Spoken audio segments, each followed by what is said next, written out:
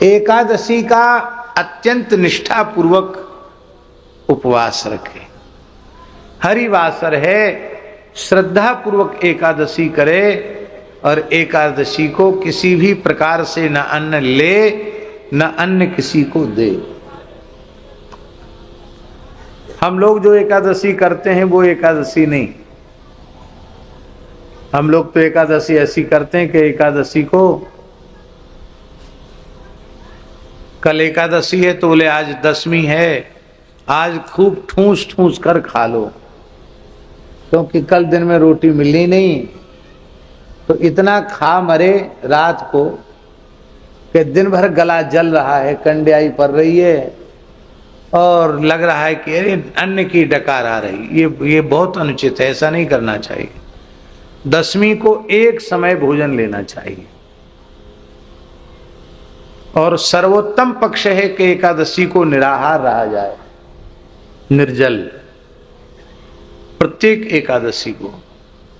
ऐसे अनेक लोग हैं, हजारों की संख्या में लोग हैं जो प्रत्येक एकादशी निर्जल करते हैं। गौड़ीय परंपरा में तो बहुत संत हैं जो प्रायः सभी एकादशियां निर्जल करते हैं। हमारे वृंदावन में भागवत आश्रम है, भागवत निवास आश्रम, वहां के जितने संत हैं वो सब के सब प्रत्येक एकादशी निर्जल करते हैं। यहीं बरसाने में पूज्य श्री विनोद बाबा हैं, प्रत्येक एकादशी निर्जल करते हैं। उनके परिकर में भी कम से कम 100 लोग ऐसे हैं जो प्रत्येक एकादशी निर्जल करते हैं। श्री सुदामा कुटी के मूल पुरुष अनंत श्री संपन्न पूज्यपाद श्री सुदामा दास जी महाराज, उन्होंने अपने जीवन पर्यंत प्रत्येक एकादशी निर्जल की। सारे जीवन एकादशियां निर्जल ही रहे। एक बार उन्होंने हमको बताया था कि हमारा विरक्त वेश 11 वर्ष की उम्र में हुआ। कितने वर्ष की उम्र में? 11 साल। बोले हमारे गुरुजी ने जो हमको नियम दिया वो आज तक नहीं छूटा है। बीच बीच में जो जो महात्मा नियम देते चले गए वो बढ़ता चला गया। और तो गुरुजी का तो है ही है, और संत लोग नियम बताते चले गए, वो बढ़ता चला गया। किसी ने कहा ये पाठ कर लिया करो, किसी ने कहा हवन कर लिया कर, तो बढ़ गया, घटा कुछ नहीं। और प्रत्येक एकादशी निर्जल। इतना संभव न हो तो जल पर एकादशी करे, जल पर भी संभव न हो तो दूध लेकर एकादशी करे। वेद में लिखा है पयो व्रतो ब्राह्मणः यवागु व्रतो राजन्यः आमिक्षा व्रतो वैश्य इति। ब्राह्मण दूध पीकर व्रत करे, क्षत्रिय हलवा खा करके, लपसी खा करके, फलाहारी तब व्रत करे, वैश्य छेना की मिठाई खा करके व्रत करे। हाँ, 3 के लिए अलग अलग लिखा है। क्षत्रिय के लिए लगता है लपसी इसलिए कि गौ ब्राह्मण पर संकट आ जाए, धर्म पर संकट आ जाए, उस शरीर में लड़ने की शक्ति ही ना रहे तो कैसे करेगा। तो कम से कम बढ़िया थोड़ा छुचेमा घी का हलवा लपसी खाएगा तो कुछ ताकत रहेगी। वैश्यों को भी बहुत काम करना, तो छेना भारी भी नहीं होता, हल्का भी होता है और उसमें पौष्टिकता बहुत होती है, प्रोटीन बहुत होता है, तो इसलिए छेना उनको बता दिया। इतना भी न हो तो फल खा करके व्रत करना, एक समय फलाहार करके व्रत करना। पुनर्भोजन, व्रत वाले दिन दूसरी बार भोजन कर लेने से व्रत भंग हो जाता है। दूसरी बार कुछ भी खाया व्रत भंग। सो लेने से, दिन में सो जाता है, एकादशी के दिन कोई भी व्रत करता है और सो जाता है तो व्रत भंग हो जाता है। पुनर्भोजनात् शयनात् मैथुनात् व्रत भंगो भवति, व्रत भंग हो जाता है। किसी भी व्रत में नमक नहीं लेना चाहिए। नमक लेते ही, फलाहारी नमक भी व्रत में लिया गया तो व्रत का पुण्य आधा हो जाता है। अब यहां हम लोग इतने चटोर हो गए हैं कि उसमें खूब बढ़िया हरी मिर्च और हरी धनिया बढ़िया छौंका लगाएं। कहीं कहीं तो हमने एक जगह देखा बढ़िया टमाटर पड़ा हुआ, वही टमाटर। तो हमारे यहाँ तो गुजरात में खूब टमाटर चलता है एकादशी में।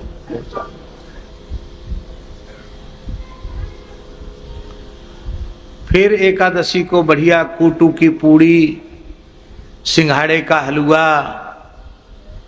राजगिरा का हलवा और जाने काय काय की मलाई के पुआ, लच्छेदार रबड़ी, मखाने की खीर है। पूरे महीना भर में जितना गरिष्ठ नहीं खाते हैं उतना अकेले एकादशी को खा जाते। तो यह जो एकादशी है इसमें अन्न नहीं खाया गया, इतना तो पुण्य मिल जाएगा कि एकादशी को नहीं खाया। लेकिन ये बार बार खाने पीने वालों को एकादशी का कोई लाभ विशेष नहीं होता। एकादशी व्रत निष्ठा पूर्वक करें। अब इसमें थोड़ा सा एक छूट और हम दे देते हैं, हमको कोई पावर नहीं है देने का, लेकिन फिर भी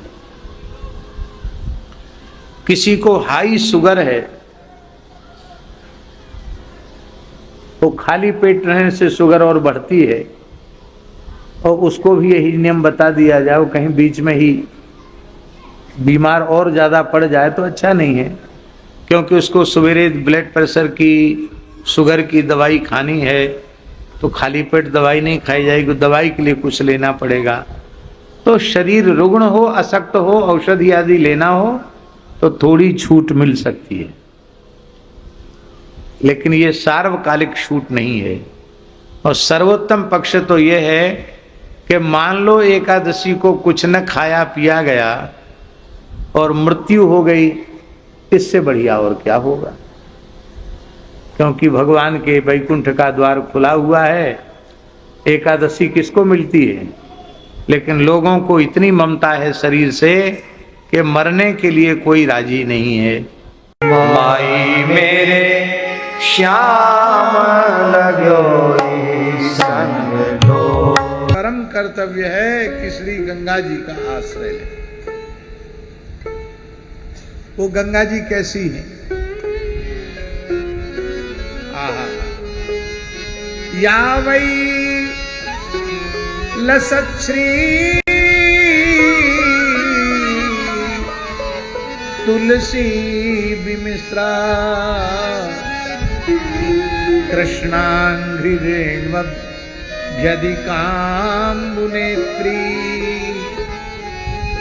जिन श्री गंगा जी के पवित्र जल में श्री कृष्ण चरण कमल का मकरंद प्रवाहित हो रहा है, उनके चरणों में चढ़ी हुई मंजरी युक्त हरी हरी तुलसी और दिव्य चंदन की सुगंध और श्री युगल चरणों की मकरंद का दिव्य जो सौगंध है, उसको लेकर गंगा जी बह रही हैं।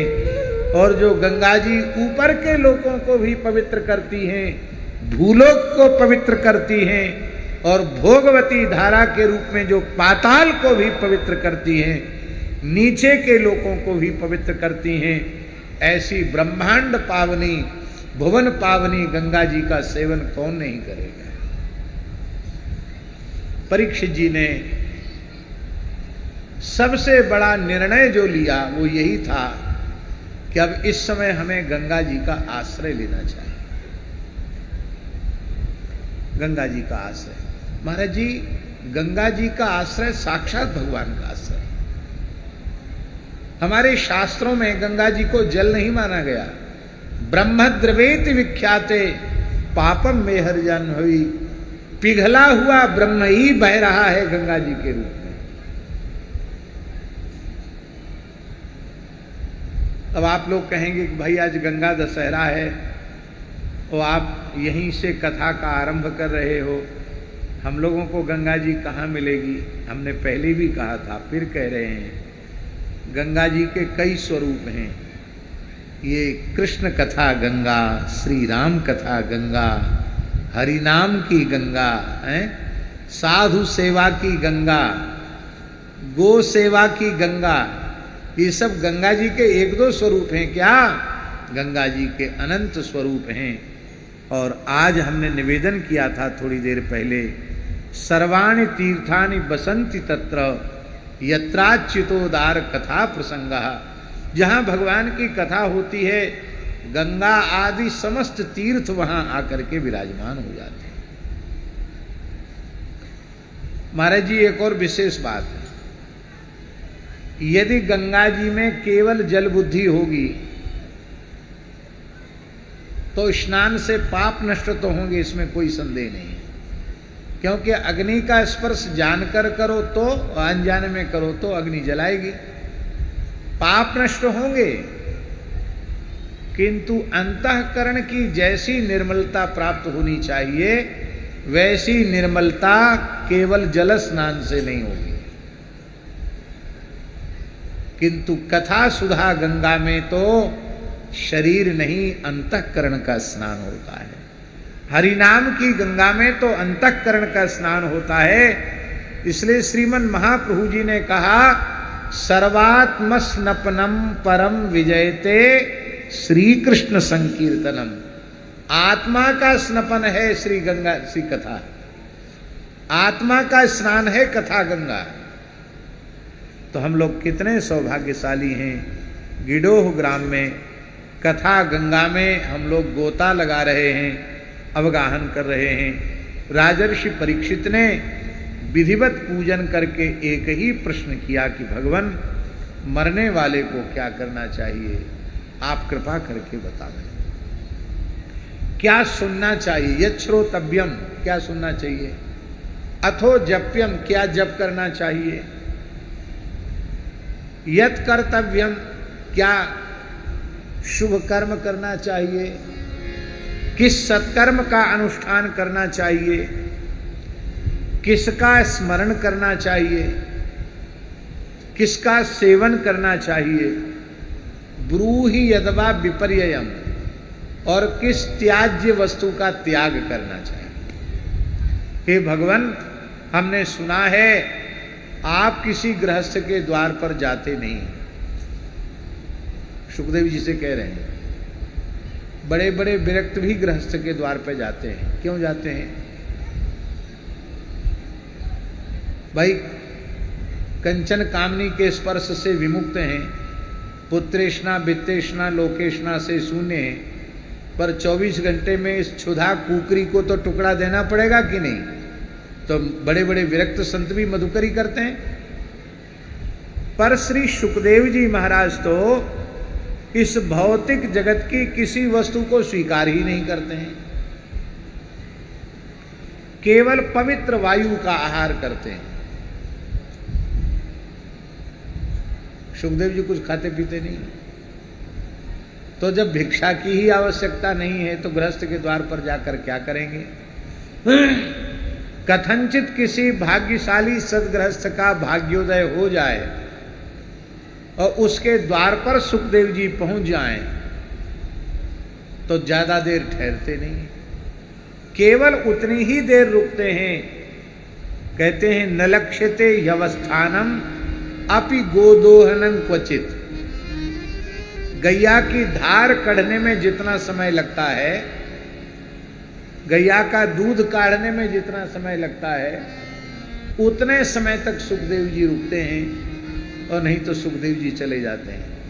पूज्य गुरुदेव भक्तमाली जी भाव देते थे कि इससे एक बात सिद्ध हो जाती है कि सुखदेव जी जैसे महात्मा उसी के द्वार पर जाते हैं जिसके घर पे गाय होती है? नहीं तो गोदोहन का उदाहरण क्यों देते व्यासी? इसका मतलब कोई वस्तु ग्रहण नहीं करते हैं। कथनचित वो बहुत आग्रह करें, महाराज हम गृहस्थ हैं, एक कण भी नहीं लेंगे तो हमारा तो कैसे चलेगा, हम बहुत दुखी हो जाएंगे, आप कुछ तो लीजिए। तो एक आध तोला धारोष्ण गाय का दूध सुखदेव जी आग्रह को स्वीकार करके ले लेते हैं। इसके अतिरिक्त कोई वस्तु वे ग्रहण नहीं करते हैं। तो भगवान, आपका भले ही यह नियम हो कि आप ज्यादा देर कहीं ठहरते न हो, लेकिन यहां तो मेरी अंतिम श्वास तक आपको विराजना होगा। ये भाव है परीक्षित के कहने का, ये व्यंजना है। श्री सुखदेव जी बहुत प्रसन्न हुए। श्री शुक उवाच बरीयानेशते प्रश्नः क्रतो लोकहितं नृप आत्मवित्सम्मतः पुंसां श्रोतव्यादिषु यः परः। हे राजन, आपका यह प्रश्न वरीयान है। वरीयान का अर्थ होता है, आपका ये प्रश्न सर्वश्रेष्ठ प्रश्न है, बहुत श्रेष्ठ प्रश्न है आपका। इस प्रश्न के उत्तर में सारे संसार के प्राणियों का हित समाया हुआ है।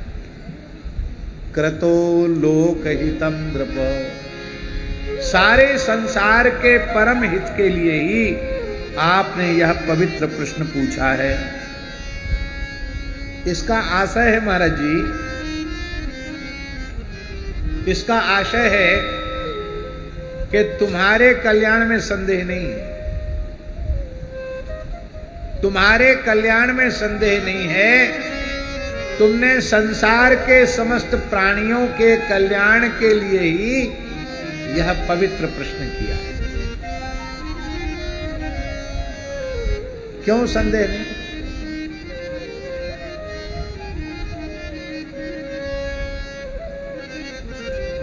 कोई बात नहीं, बिना चश्मा के चश्मा का कोई जरूरी नहीं है। चश्मा कहीं भावना में चला गया नीचे, कहीं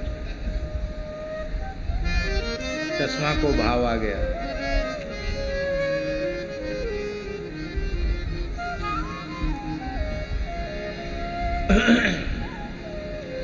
सारे संसार का हित समाया हुआ है आपके इस प्रश्न में कि मरने वाले को क्या करना चाहिए। सारे संसार का हित समाया हुआ है, इसका आशय है कि तुम्हारे कल्याण में संदेह नहीं है। महाराज जी, सबसे भाग्यशाली भक्त ध्रुव जी हैं, जिनको 5 वर्ष की आयु में 6 महीने की अल्प अवधि में भगवान का साक्षात्कार हो गया।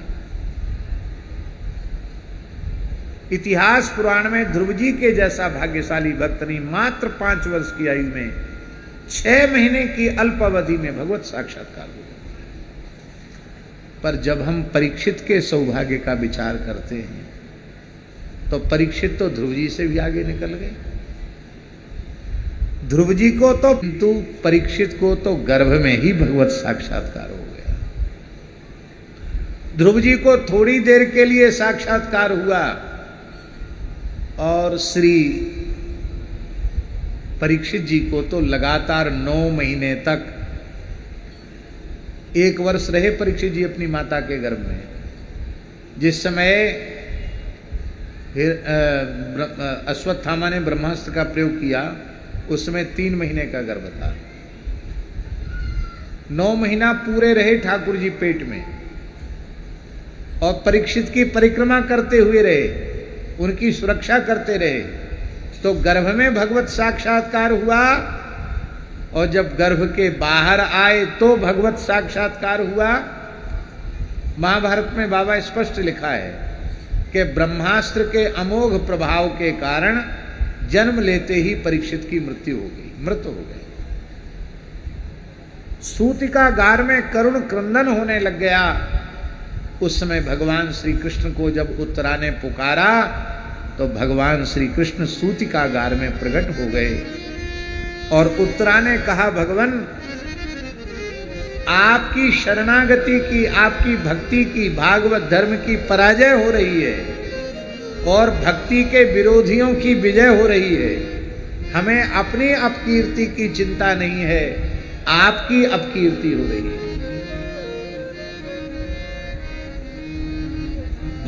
भक्तों के विरोधियों ने निश्चय किया है कि हम भक्तों का समूल नाश करेंगे और आपने प्रतिज्ञा की है कि हम भक्तों की सर्वविध सुरक्षा करेंगे, तो आपकी प्रतिज्ञा झूठी हो रही है।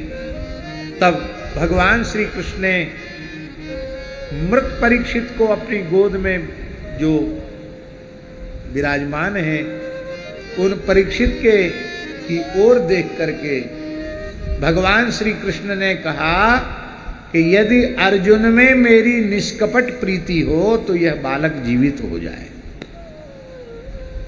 अर्जुन उपलक्षण है महाराज जी। यहां भगवान ये कहना चाहते हैं मेरी प्राण प्यारे भक्तों में यदि निश्चल निष्कपट प्रीति हो तो ये बालक जीवित हो जाए। जैसे ही भक्तों की प्रीति को दांव पर लगाया, प्रतिज्ञा की, परीक्षित ने नेत्र खोल दिए और नेत्र खोलकर सबसे पहले श्री कृष्ण को देखा। अक्षणवताम फलमिदं न परम विदामः, आंखों का फल कृष्ण दर्शन ही है। कृष्ण दर्शन किया। पिता को तो न देखने का तो कोई प्रश्न ही नहीं है। माता को भी नहीं देखा। आंख खुली, चेतना आई तो साक्षात श्री कृष्ण का दर्शन किया। कितने भाग्यशाली हैं। दूसरा सौभाग्य, भक्त वंश में जन्म हुआ है। पांडवों की भक्ति प्रहलाद जी से श्रेष्ठ है। महाराज जी, गृहस्थ भक्तों में प्रहलाद जी सर्वोपरि है और विरक्त भक्तों में नारद जी सर्वोपरि है। पर नारद जी ने प्रहलाद चरित्र भागवत के 7वें स्कंध में कहा है और अपना चरित्र कह के भी कहा, यूयम न लोके बत भूरि भागा। हे पांडवों, हम विरक्तों से भी आप भाग्यशाली ज्यादा हैं। क्यों? इतनी ममता हम साधुओं में कृष्ण की नहीं है जितनी ममता तुम लोगों में। तुम्हारे नौकर बन गए, तुम्हारे दूत बन गए, तुम्हारे सारथी बन गए, क्या नहीं बन गए तुम्हारे लिए वो। हमारे लिए तो खाली दर्शन देते हैं और मंद मंद मुस्कुराते हैं।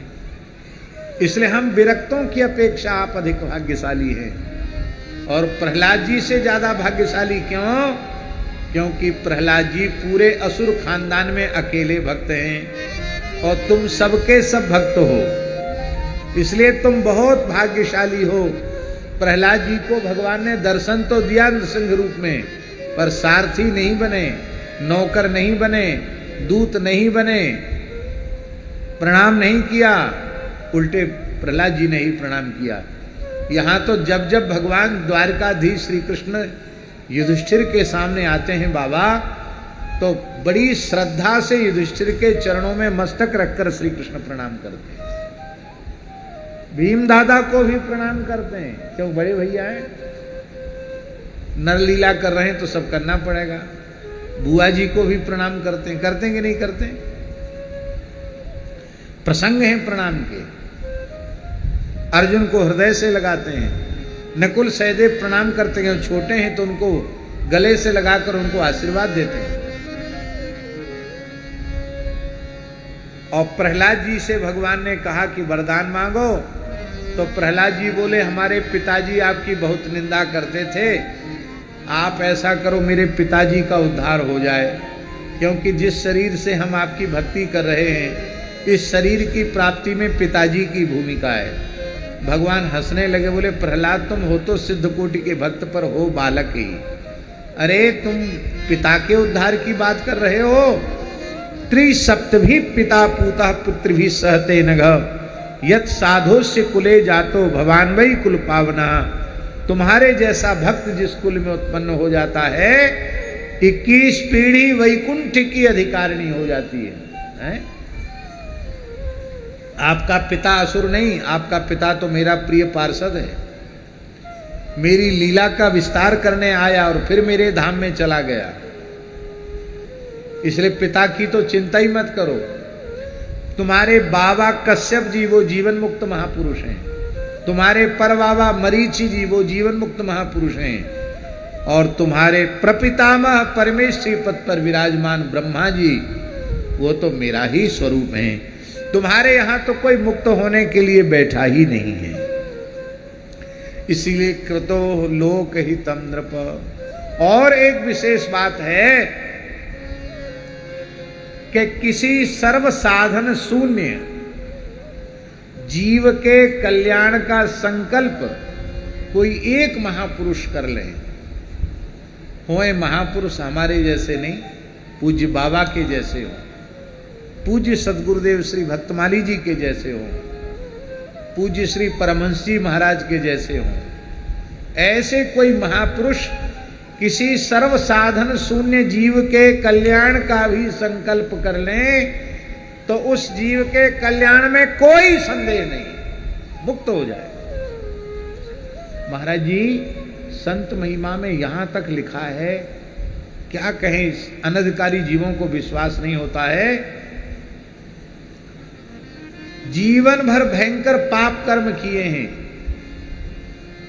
मृत्यु के समय में कोई एक संत प्रेमी अनुरागी संत आ जाए, उनकी दृष्टि पड़ जाए तो सारे जीवन के पापों का प्रायश्चित हो गया, वो नित्य गोलोक का अधिकारी हो जाएगा। इतना ही नहीं, पापात्मा मनुष्य मर गया, अब उसकी अंतिम यात्रा निकल रही है। राम नाम सत्य है, गोपाल नाम सत्य है। कोई परम प्रेमी अनुरागी भगवत भक्त भगवत प्राप्त महापुरुष, यदि उसकी दृष्टि, उन महापुरुष की दृष्टि उस अंतिम यात्रा पर पड़ जाए, उस अर्थी पर पड़ जाए, सब पर पड़ जाए, तो भी वह निष्पाप होकर उत्तम गति का अधिकारी हो जाता है। इतना ही नहीं, संस्कार हो रहा था, कोई महात्मा पवित्र नदी में स्नान कर रहे थे, उन्होंने पूछा भी नहीं, पर सहज ही उनकी नजर पड़ गई, चिता जल रही है। इतने से भी वह निष्पाप होकर भगवत धाम का अधिकारी होता है। भक्तमाल ग्रंथ में नाभा गोस्वामी जी ने कंधुज भक्त का चरित्र लिखा है। महाराज जी जो अपने घर से विरक्त होकर जंगल में भजन करते थे, दिन भर भजन करते, भोजन के समय एक बार आ जाते तो घर के लोगों को खलता था कि फालतू करता धरता कुछ है नहीं, खाता है मुफ्त में, खाता है मुफ्त खोर है। इतने घर में सब कमाते थे, उससे संतोष नहीं था, एक बिना कमाए खा रहा है, इसका भार पड़ता था। ये गृहस्थों की बात है। और बाबा जियों से पूछो, हम लोगों के यहां बाबा बिल्कुल उल्टा है। क्या? व्यवस्था सेवा का भार स्थान प्रधान को है, और स्थान में रहने वाले मूर्ति जो कपड़ा लत्ता दान दक्षिणा मिले वो उन्हीं की। वहां ऐसा नहीं कि तुम मुफ्त में खा रहे हो, क्योंकि वहां कोई खिला ही नहीं रहा है। दास मलूका यों कहें सबके दाता राम, ठाकुर जी दे रहे हैं। अच्छा एक बात बताओ, महंत जी के पास मूर्ति न हो तो कोई कुछ उन्हें देगा? इसका मतलब है संतों के अनुग्रह से ही कुछ आ रहा है, गौ माता की कृपा से आ रहा है, संतों की कृपा से आ रहा है, तो गौ के लिए आ रहा है, संतों के लिए आ रहा है। तो हमारे यहाँ महंत लोग ये कभी भाव नहीं रखते कि हम रोटी दे रहे हैं, ये भाव रखते हैं, पुराना साधुशाही भाव यही है कि इन संतों की कृपा से हमें भी एक समय रोटी मिल रही है, संत न होते तो हमको कौन पूछने वाला था, ये भाव। इसलिए हमारे यहाँ ये कोई नहीं होता कि सब, हमारे पूज्य गुरुदेव भक्तमाली जी कहते थे किसी से कुछ कहो मत। क्यों? कहते जो संतों का दर्शन हो रहा है ये भी बंद हो जाएगा। तो महाराज जी कोई मनमाना करते हैं, आरती स्तुति में भी, जब महाराज जी विराज रहे थे, आरती स्तुति में भी कई बार खड़े नहीं होते, चले जाते हैं, कोई कहीं गया कोई कहीं गया। तो महाराज जी बोले पंगत में विराज कर सब प्रसाद पाते हैं कि नहीं? बोला वो तो पाते हैं। बोले वाह, इससे बड़ी सेवा उनकी और क्या हो सकती है? अब पंगत में बैठ के प्रसाद भी न पावे तो फिर आप क्या कर लोगे? फिर सब तुम्हारा बना बनाया सब बेकार हो जाएगा। इसलिए संतों की बड़ी कृपा है कि वे प्रसाद तो पा रहे। तो महाराज जी बस एक मिनट में ये कथा पूरी कर दें। कंधु जी के भाइयों ने कहा कि तुमको राणा जी के दरबार में नाम लिखा देते हैं, हाजिरी भराया करो, हम बड़े पद पर हैं, तनख्वाह मिल जाया करेगी। बोले हम तो राम जी के नौकर हैं, उन्हीं की हाजिरी भरते हैं, हम किसी राजा महाराजा के नौकर नहीं हैं। बोले फिर खाते तो यहाँ हो? तो बोले कोई किसी को खिलाता नहीं, सबको राम जी खिलाते हैं। तो बोले फिर राम जी का दिया हुआ खाना यहाँ मत खाओ। नहीं खाएंगे, आप लोगों को ये अहंकार है, हम खिलाते हैं तो नहीं खाएंगे, हम तो भगवत प्रसाद मान कर ले रहे थे, आपको अहंकार है कि हमारा अन्न है तो हम नहीं खाएंगे, तो यहां आओगे नहीं। बोले अब खाने के लिए आते थे, अब खाना बंद तो आना बंद। तो फिर वहां जंगल में कुछ हो गया तो बोले क्या हो जाएगा। तो भाई गुस्से में था, बड़ा भाई, उसने कहा तहीं तुम मर गए तो क्या होगा। बोले मर गए तो मर गए, उससे आपको क्या लेने देना। बोले आप तुम मर जाओगे तो तुमको जलाएगा कौन। ध्यान में ही बात, क्योंकि कंधु जी बाल ब्रह्मचारी थे, विवाह नहीं किया था उन्होंने, संसार में प्रवृत्ति नहीं तो विवाह किस लिए करें। तो कंधु जी ने कहा कि आपको कौन जलाएगा, तो हमारे लड़के बच्चे हमको जलाएंगे। तो कंधु जी के नेत्र भराए, बोले हम जिन रघुनाथ जी के सेवक हैं, वे रघुनाथ जी हमारा संस्कार करेंगे, आप हमारी चिंता छोड़ दो। और सबको प्रणाम करके कंधु जी चले गए जंगल में, लौट के फिर कभी आए नहीं। अनन्य भाव से भजन करते करते उनका देह विसर्जन हो गया, शरीर पूरा हो गया। और बाबा जब शरीर पूरा हुआ तो नित्य साकेत में रघुनाथ जी के नेत्र सजल हो आए। हनुमान जी चरण सेवा में थे, हनुमान जी ने देखा मेरे प्रभु के नेत्रों में जल है। कहा भगवान आप अकस्मात सजल नेत्र क्यों हो गए। बोले जिसने अनन्य भाव से मेरा दृढ़ आश्रय लेकर निरंतर श्री राम नाम का जप किया, वह नामनिष्ठ संत कंधुज आज उसने देह का त्याग कर दिया। तो हमें अपने भक्त का वियोग हो रहा है, हम उसका संस्कार करने जाएंगे, क्योंकि भक्त की वाणी है ना कि हमको वही जलाएंगे। तो श्री हनुमान जी ने कहा कि प्रभु इस दास की ढिठाई क्षमा करें, आपने भक्तराज गृद्धराज जटायु का संस्कार अपने हाथ से किया है, पर हमने अब तक किसी भक्त का संस्कार नहीं किया है। आप जिस भक्त का स्मरण करके सजल हो रहे हैं, आपकी कृपा हो जाए, आपकी उपस्थिति में मैं उनका विधिपूर्वक संस्कार कर दूं तो बड़ी कृपा होगी। राम जी ने कहा तुम में हम में भेद नहीं है, तुम्हारे हाथ से किया गया संस्कार मेरा ही संस्कार है, जाओ संस्कार करो। महाराज जी हनुमान जी महाराज ने सारी धरती के तीर्थों का जल लाकर कंधु जी के शरीर को स्नान कराया। अचला लंगोटी कंठी तिलक सब धारण जैसे साधुओं में होता है सब किया, और वैदिक मंत्रोच्चार पूर्वक स्वयं हनुमान जी ने मुखाग्नि दी। उसका परिणाम क्या हुआ, उस जंगल में जितने प्रेत थे वो कंधु जी की चिता के धुआं के लगने से मुक्त होकर सब भगवत धाम चले गए। ये भूत प्रेत भी कहीं कहीं चले जाते हैं। एक भूत चला गया था कहीं घूमने फिरने, वो लौट के आया, उसने देखा हमारा कुनवा खानदान सब खाली, कुछ नहीं। उसको बड़ा दुख हुआ, बोले सब भूत कहाँ चले गए, हजारों की संख्या में भूत थे, सब कहाँ गए भूत प्रेत। तो एक सिद्ध महात्मा थे, उनसे पूछा बाबा कहाँ गए हमारे कुटुंब परिवार के लोग। बोले वो तो कंधु जी की चिता के धुआं के लगने से वैकुंठ के अधिकारी हो गए। अब तो वो बहुत रोया कि मुझे तो हजारों वर्ष तक इसी योनि में पड़े रहना पड़ेगा, मेरा उद्धार कैसे होगा। महाराज जी कंधु जी को पधारे हुए लंबा समय हो चुका था। उनकी भस्म को, अस्थि को हनुमान जी ने बटोर के गंगा जी में प्रवाहित कर दिया था। अब वहां कोई चिन्ह शेष नहीं था, पर स्थल था कि यहां कंधु जी का संस्कार हुआ। उस स्थल पर कुछ कंडा लकड़ी करके धुआं कर दिया महात्मा ने, उस धुआं के लगने से वो प्रेत भी मुक्त हो गए।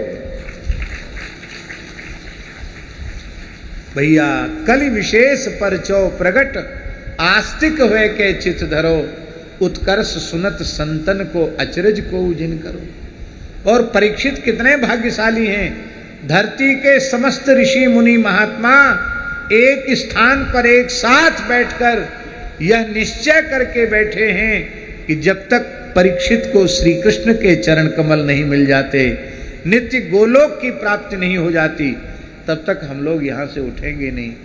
तो कहाँ तो एक महात्मा संकल्प करे, तुम्हारे लिए तो सब संत संकल्प कर रहे हैं।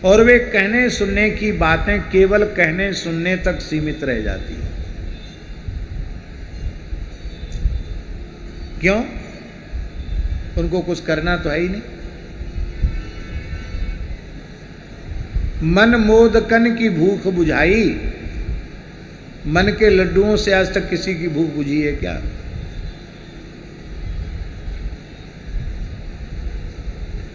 अपश्यता मात्म तत्वम गृहेषु गृह मेधिनाम। ये संसार के प्राणी, इनकी दृष्टि केवल शरीर संसार पर है, भगवान पर इनकी दृष्टि नहीं है।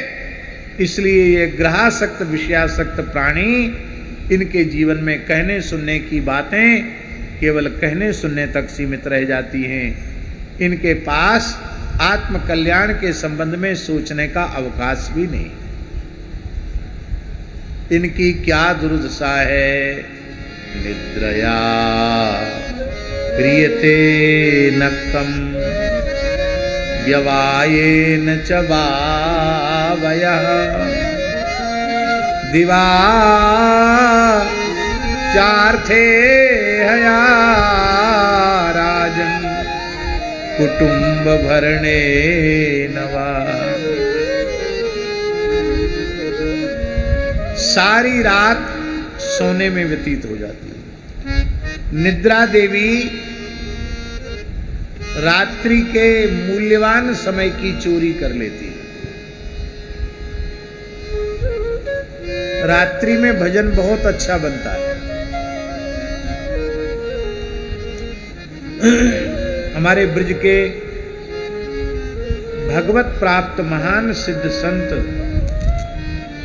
परम पूज्य श्री मोटे गणेशी वाले महाराज जी कहते थे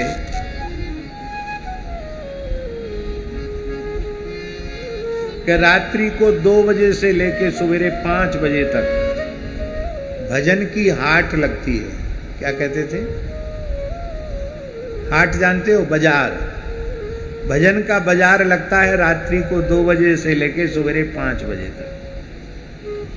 और मंडी उठ जाने के बाद फिर जब जाओगे तो बढ़िया माल तो मिलेगा नहीं। बढ़िया माल लोग खरीद कर ले जाते हैं और फिर सड़ी गली चीज बचती है, वो मिलेगी। तो यदि भजन का सौदा करना चाहते हो, भजन की निधि लूटना चाहते हो, लेना चाहते हो, तो जल्दी उठना सीखो। बहुत लोग कहते महाराज क्या करें, हम बहुत व्यस्त हैं, हमको नित्य नियम का समय नहीं मिल पाता। ये बात बिल्कुल झूठी है। जब सब दुनिया सो रही है उस समय तुम जग जाओ, उस समय भजन में लग जाओ। कौन रोकता है? प्रेम से आप भजन कर सकते हो, कोई बाधा नहीं है। आप बाधा बटोरोगे तो खूब बाधा ही बाधा है, और बाधा नहीं है तो कोई बाधा नहीं है। क्या की बाधा? किस चीज की बाधा? कोई बाधा नहीं है। इसलिए सदा जागृत रहना, निद्रा के समय भी जागृत रहना। महाराज जी नाम जापक जो महापुरुष हैं, उनका शयन की अवस्था में तो नाम चलता ही है, सुसुप्ति की अवस्था में भी नाम चलता है। और मेरा ऐसा विश्वास है कि परम पूज्य बाबा की कोटि के जो महापुरुष हैं, उनके तो रोम रोम से हरि नाम प्रकट होता है, रोम रोम से भगवान नाम।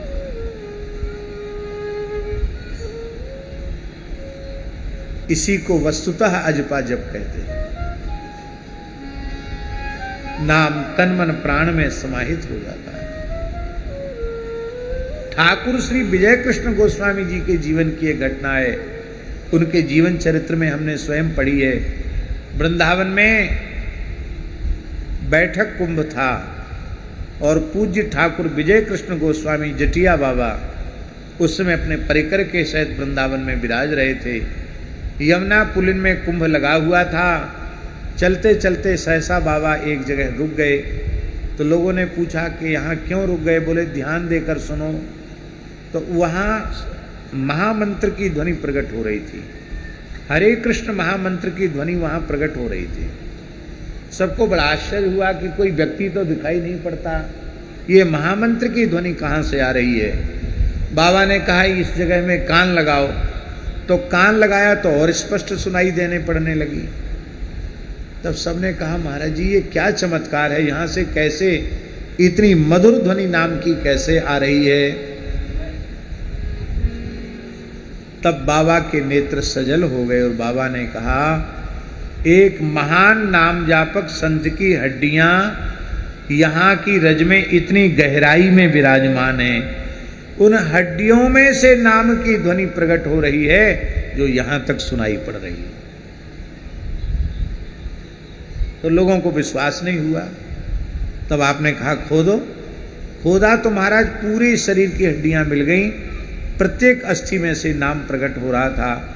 बाबा ने बड़ी श्रद्धा से उनको लेकर के यमुना जी में विसर्जित किया और उत्सव किया। कहने का आशय ये है, जैसे डॉक्टर कहते हैं ना कि अब तुम्हारा बुखार हड्डियों में चला गया है।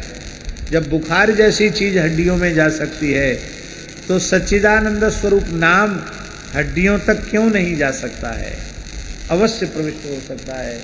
इसलिए महाराज भगवान नाम की अपूर्व महिमा है। धन्या ब्रज स्त्रिय उरुक्रम चित्तयाना। तो रात्रि का समय सोने में व्यतीत हो जाता है। हमारे पूज्य गुरुदेव भक्तमाली जी के निकट एक महापुरुष थे, पूज्य श्री हरे राम बाबा, बहुत सिद्ध संत थे, बड़े उच्च कोट के नाम जापक थे। तो उन्होंने बताया, ज्योत्सना जी, उन्होंने बताया कि जब हम अपने गुरु जी की शरण में आए, उनके गुरुदेव थे परम पूज्य श्री रामचंद्र दास जी महाराज, सिद्ध पुरुष थे। तो उन्होंने दीक्षा के समय यही नियम दिया, 8 बजे सो जाना और 12 बजे रात्रि को उठकर स्नान करके भजन में बैठ जाना। मात्र 4 घंटे, लेटने से लेके उठने तक 4 घंटे, उसमें नींद आवे चाहे नहीं आवे। 8 बजे विश्राम में जाना है, 12 बजे उठ जाना, स्नान कर लेना, फिर भजन में बैठ जाना और सवेरे 8 बजे तक एक आसन से बैठ करके जप करना। रात्रि को 12 बजे से लेके सवेरे 8 बजे तक। उसके बाद शरीर से सेवा करना और नाम जप करना। तो वो बताते थे कि हम 12 बजे 2.5-3 घंटे सोने के बाद उठ जाते, स्नान करके भजन में बैठ जाते, 8 बजे तक भजन में बैठते, फिर 8 बजे के बाद पूरे स्थान में झाड़ू लगाते, फिर गौशाला में जाकर गैया का गोबर उठाते, सानी बना, गैया तो जंगल में चली जाती, उनके जाना चारे पाने की व्यवस्था करते। तब तक हमको 10-11 बज जाता, फिर स्नान करते, स्नान करके फिर तिलक स्वरूप धारण करते, थोड़ी माला फेरते, फिर प्रसाद एक समय लेते और प्रसाद लेने के बाद दिन का समय जो है वो गुरुजी ने दे रखा था स्वाध्याय, नाम जप करना है, रामचरितमानस पढ़ना है, गीता जी पढ़नी है, स्वाध्याय, और चलते फिरते सेवा करते हुए नाम जप। फिर रात्रि को 7 बजे भीतर चले जाना, 8 बजे विश्राम में चले जाना, 12 बजे उठ जाना। अब उनका ऐसा अभ्यास हो गया था कि अंतिम समय में तो हम उनके साथ ही विश्राम करते थे। माने कुछ समय तो ऐसा सौभाग्य मिला कि एक आसन पर ही हम उनके साथ शयन करते थे। जगह छोटी थी और उसी में महाराज जी की सन्निधि का लोभ उनको रहता था, तो जहाँ आसन रहता था वहाँ नहीं सोते, जहाँ महाराज जी के चरणों की तरफ हमारा आसन रहता वहीं आकर लेट जाते। तो उनके साथ हमको रहने का अवसर मिला, तो हमने देखा मुश्किल से 1.5 से 2 घंटे विश्राम करते, बाकी बैठकर निरंतर नाम जप करते। जितनी सात्विकता बढ़ती चली जाएगी, निद्रा और भोजन उतना कम होता चला जाएगा। जो हमारे यहाँ साधुओं की टकसार में कहते हैं ना, आपका आहार क्या है, तो हम लोग कहते हैं हरिनाम आहार है। तो वस्तुतः हमारे जैसे लोगों का आहार तो दाल भात फुल्का साग है, या जो कुछ लड्डू पूड़ी कचौड़ी जो मिलता वो आहार है। हमारा हरिनाम आहार नहीं बन पाया, पर संतों का आहार तो हरिनाम होता है। हरिनाम के सहारे ही वे अपने जीवन को धारण करते हैं, अपने प्राणों को धारण करते हैं। तो संसारी मनुष्य निद्रया ह्रियते नक्तम, सारी रात का समय सोने में व्यतीत हो जाता है। अथवा व्यवायेन, स्त्री प्रसंग में रात्रि व्यतीत हो जाती, विषय सेवन में। दिवाचार्थे हया, धन कमाने के विलासा में दिन का समय नष्ट हो जाता है। और बचा खुचा समय कुटुंब भरणे नवा, कुटुंब के भरण पोषण में चला जाता है। उस प्रमादी जीव के जीवन में भगवत स्मरण करने का अवकाश ही नहीं है। वो संसार को भोगने में इतना मतवाला हो जाता है कि देहापत्य कलत्रादि स्वात्म सैन्य स्वसत्वपि तेषां प्रमत्तो निधनम पश्यन्नपि न पश्यति। शरीर, संतान, स्त्री, घर, धन, कुटुंब, इन सबको भोगने में इतना मतवाला हो जाता है कि अपने निकटवर्ती लोगों की मृत्यु को देख करके भी अपनी मृत्यु को भूला रहता है। निधनम पश्यन्नपि न पश्यति, मृत्यु को देखता हुआ भी अपनी मृत्यु को नहीं देख पाता है। इसलिए हे राजन, कल्याणकामी पुरुष का कर्तव्य है, जो ये समझ चुका है कि हम मरणशील मरणाभिमुख प्राणी हैं, तो उसके कल्याण का एक ही साधन है। उसे क्या करना चाहिए? श्रोतव्यः कीर्तितव्यश्च स्मर्तव्यश्चेच्छता भयम्। भगवान के मंगलमय चरित्रों को सुनना चाहिए, भगवान के पवित्र नाम रूप गुण लीला का कीर्तन करना चाहिए, और चलते फिरते उठते बैठते सोते खाते पीते जगते हर समय भगवान के पवित्र नाम का स्मरण करते रहना चाहिए। नाम का स्मरण, रूप का स्मरण, लीला का स्मरण, धाम का स्मरण। और नाम रूप लीला धाम में, धाम के रस में डूबे हुए भक्तों के नाम रूप गुण लीला का स्मरण ये है।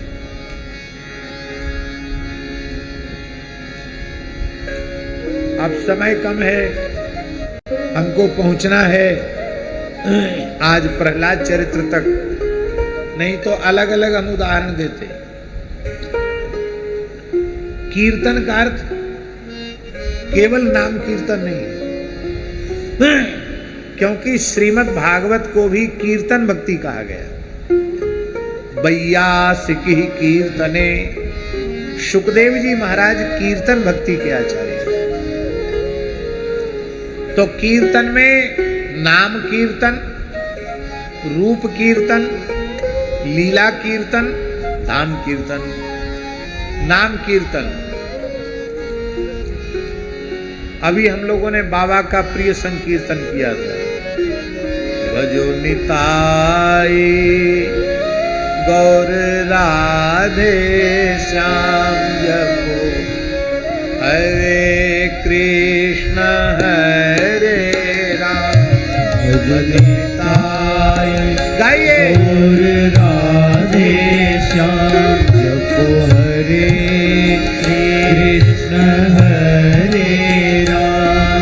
भजो निताई गौर राधे श्याम जपो हरे कृष्ण हरे राम। भजो निताई गौर राधे श्याम जपो हरे कृष्ण हरे राम। भजो निताई गौर राधे श्याम जपो हरे कृष्ण हरे राम। भजो निताई गौर राधे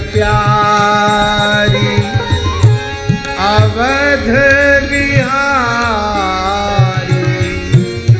जय जय श्री अग्रदास दुलारी सिय प्रिय प्यारी अवध बिहारी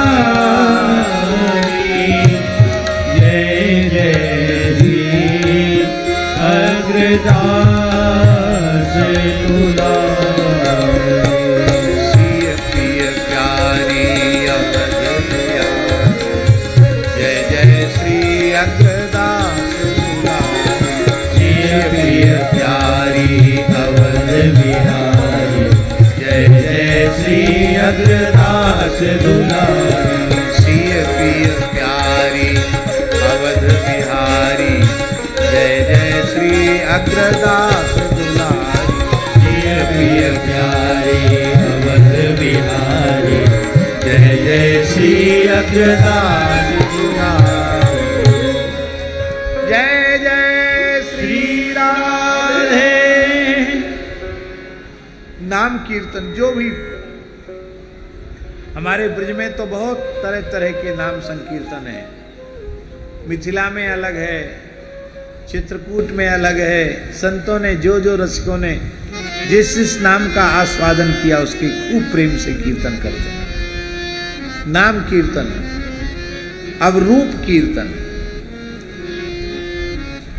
या मोहन के में रूप लुभानी या मोहन के में रूप लुभानी या मोहन के में रूप लुभानी या मोहन के में रूप लुभानी सुंदर बदन कमल दल लोचन सुंदर बदन कमल दल लोचन सुंदर बदन कमल दल लोचन सुंदर बदन कमल दल लोचन बाकी चितवन मंद मुस्कान बाकी चितवन मन मुस्काने या मोहन में रूप लुभाने या मोहन के में रूप लुभाने जमुना के नीरे तीरे धेनु चरावे जमुना के नीरे तीरे धेनु चरावे बंसी में गावे मीठी बानी बंसी में गावे मीठी बानी तन मन धन गिरधर परवार तन मन धन गिरधर परवार चरण कमल मीरा लपटानी चरण कमल मीरा लपटानी या मोहन के में रूप लुभानी या मोहन के में रूप लुभानी या मोहन के में रूप लुभानी या मोहन के में रूप लुभानी। ये रूप कीर्तन लीला कीर्तन खेलत हैं गिरधारी होरी खेलत है गिरधारी। लीला कीर्तन होरी खेलत है गिरधारी। मुरली चंग बजत ढप न्यारो संग जुबती ब्रज नारी। मुरली चंग बजत ढप न्यारो संग जुबती ब्रज नारी। मुरली चंग बजत ढप न्यारो। मुरली चंग बजत ढप न्यारो। संग युवती ब्रज नारी खेलत हैं गिरधारी। होरी खेलत हैं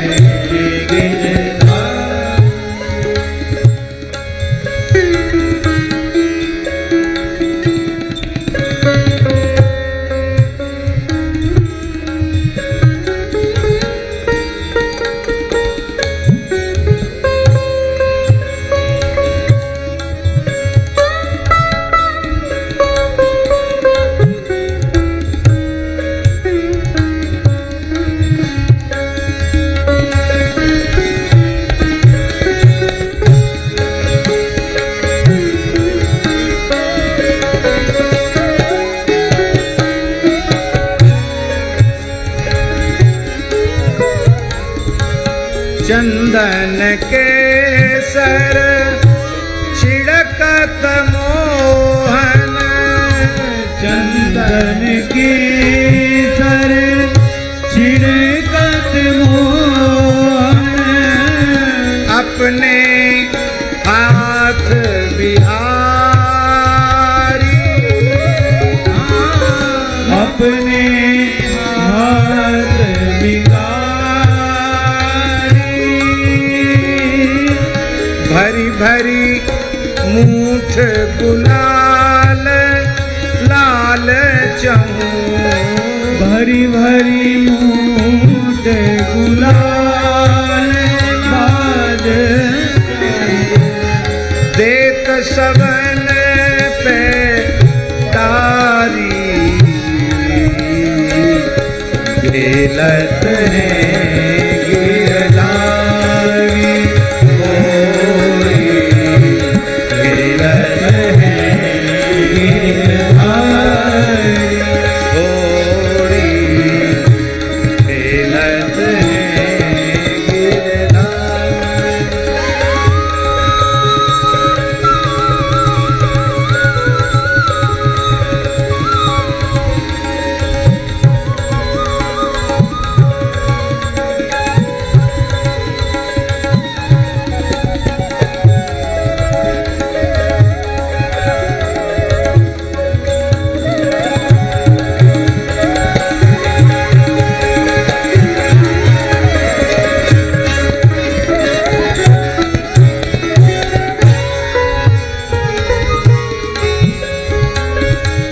छैल छबीले नवल कान संग श्यामा प्राण प्यारी। छैल छबीलो नवल कान संग श्यामा प्राण प्यारी। गावत चार धमार राग का। गावत चार धमार राग का। दे दे कल करतारी। दे दे कर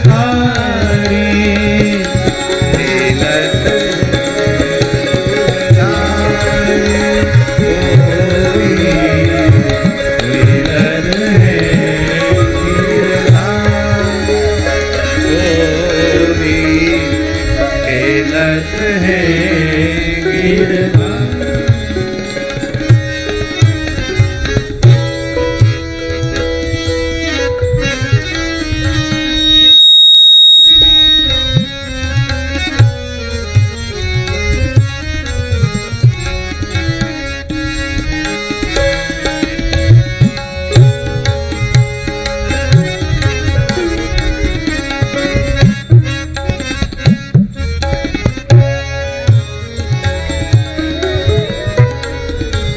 भाग जुखेलत रसिक सांवरो, भाग जुखेलत रसिक सांवरो, बाढ़्यो रस ब्रज भारी,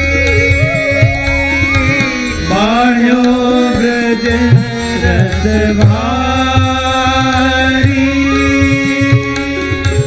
मीरा को प्रभु गिरिधर मिलिया, मीरा को प्रभु गिरिधर मिलिया, मोहन लाल बिहारी,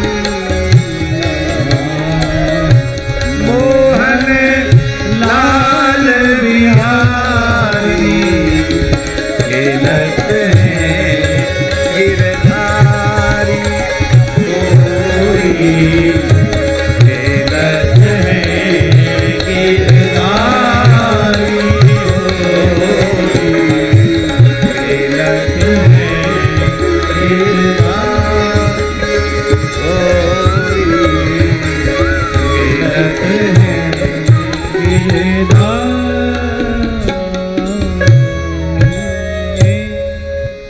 नाम कीर्तन, रूप कीर्तन, लीला कीर्तन और चौथा है धाम कीर्तन।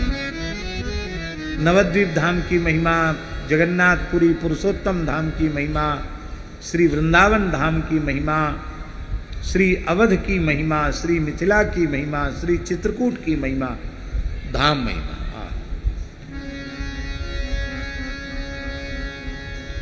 एक धाम महिमा का भी पद बोल देते। आली माने लागे वृंदावन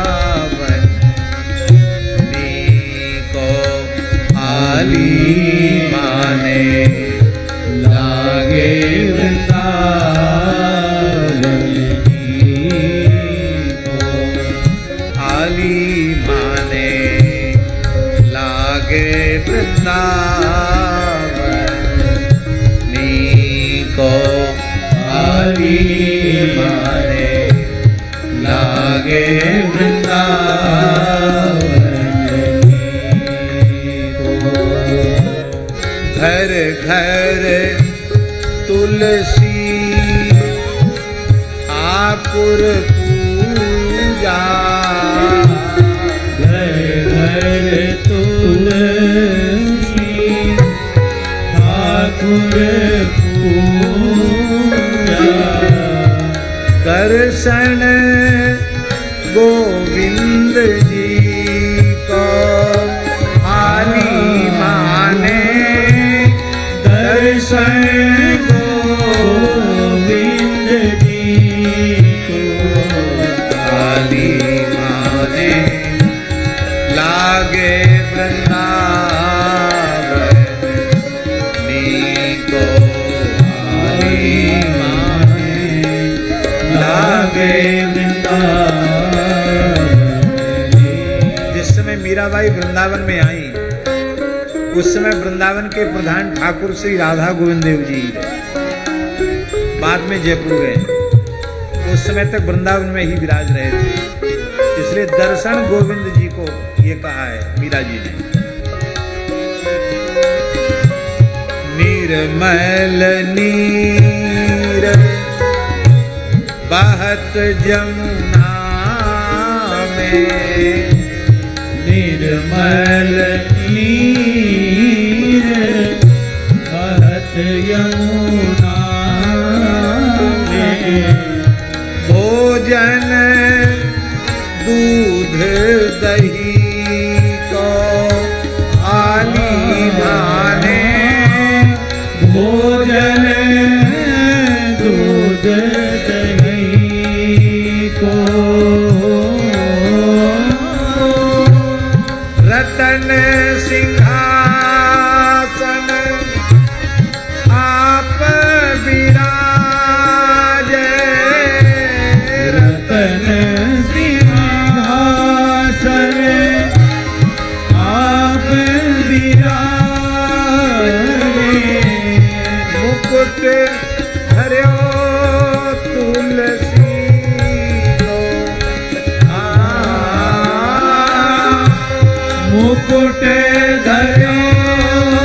तुलसी को काली माने लागे वृंदावन,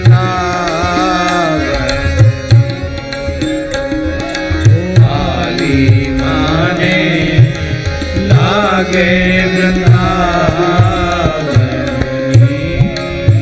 को।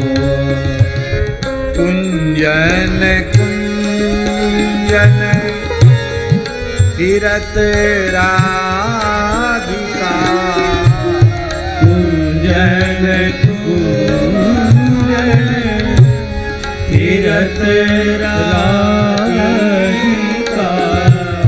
शब्द सुनत मुरली को,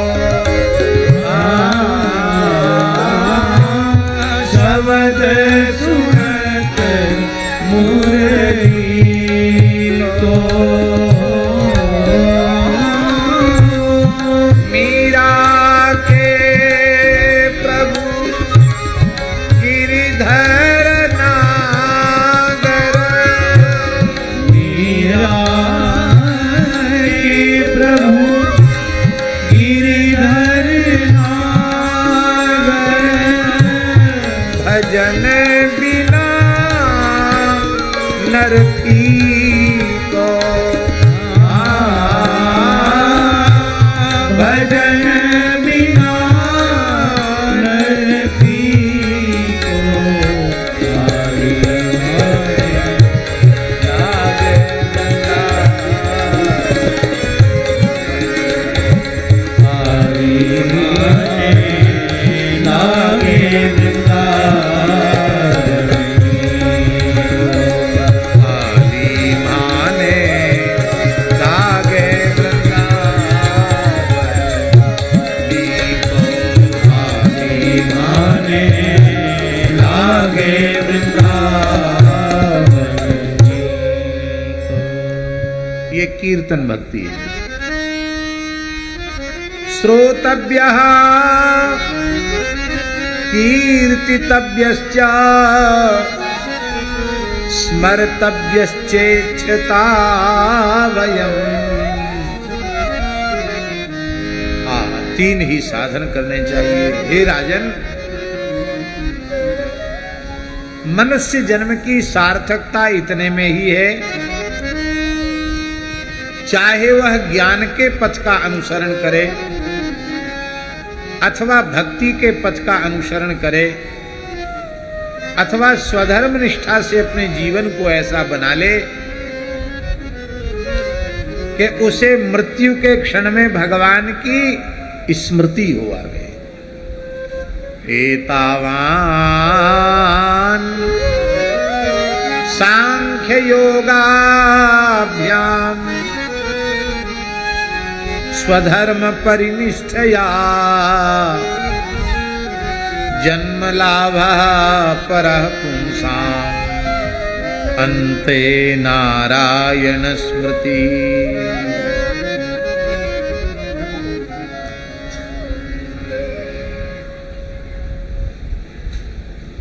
आज हमारे वृंदावन के एक वशिष्ठ कल्प ऋषि कल्प महापुरुष की तिरोभाव तिथि है। परम पूज्य अनंत श्री समलंकृत प्रातः स्मरणीय सतत वंदनीय नित्य स्मरणीय निरंतर स्मरणीय पूज्यपाद श्री धर्मसंघ वाले गुरु जी, अनंत श्री संपन्न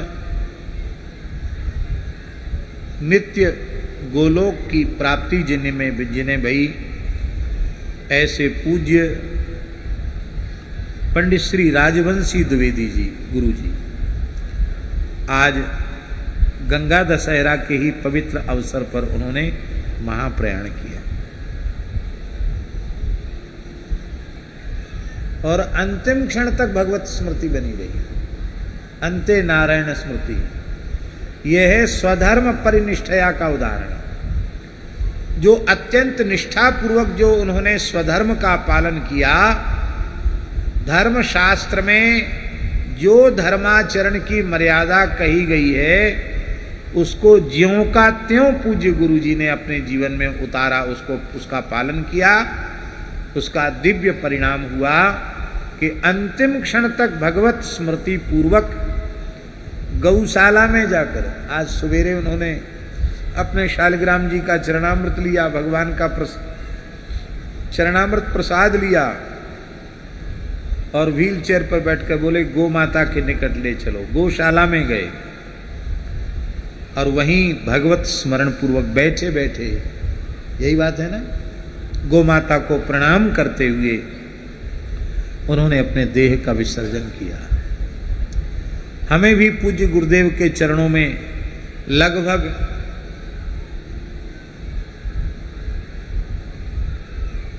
14-15 वर्ष तक लगातार बैठकर कुछ पढ़ने का सौभाग्य मिला। यदि कोई कहे तो प्रायः हम जो कुछ हमें पढ़ने का विशेष रूप में अवसर मिला वो पूज्य धर्म संघ वाले गुरु जी की ही चरण सन्निधि में मिला। गुरु जी वशिष्ठ कल्प थे तो माता जी अरुंधति स्वरूपा थी।